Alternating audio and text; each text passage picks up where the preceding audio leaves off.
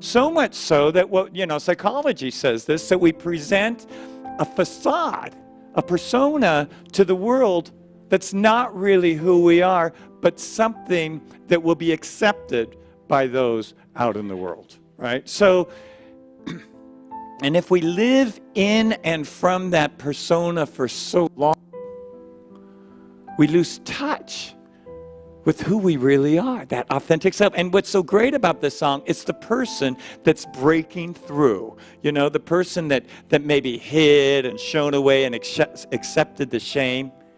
And she's just stepping up and stepping out. And it's a powerful thing. So that's what we've been talking about all month. The moving away, the breaking apart of that false self. And the calling forth of that which is authentic and true and divine in us, that who we are born to be. So I will very briefly talk about where we've been this last month. So the first Sunday we started talking about it, we talked about the fact that, that authentic or true self within us cannot come forth if there's this critical, judgmental voice that we entertain about ourselves.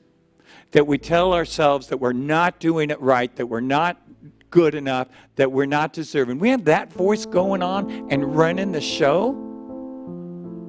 There's no room for that authentic self. There's no room for that real self. So when we talked about that first Sunday, that the need for self-care and self-compassion and love, that we feel that within us so that our real self feels safe enough to be seen. So we talked about that the first week. The second week we talked about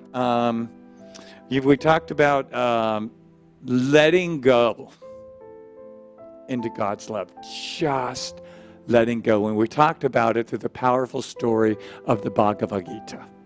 And we said the whole message, page after page, what's in that book is simply Lord Krishna telling us to just let go into love. And let go into love because it's the very fiber, it's the very fabric of the universe.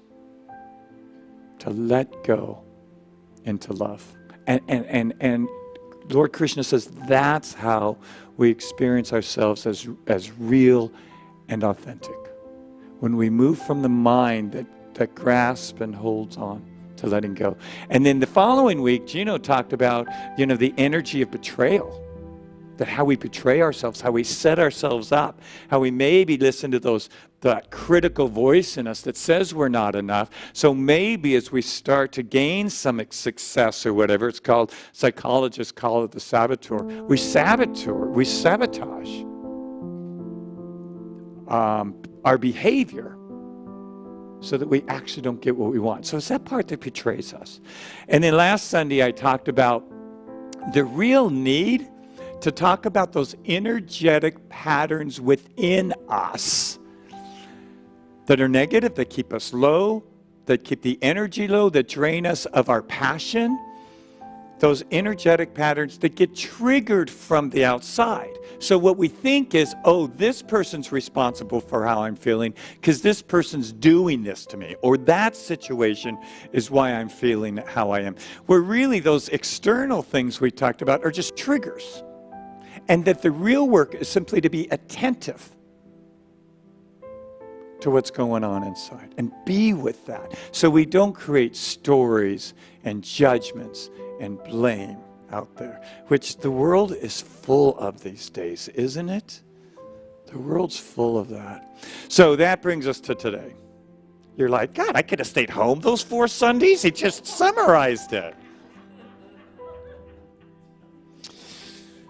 So one of my favorite things about being a minister is about Tuesday morning, I get quiet, I get still, and I ask the question,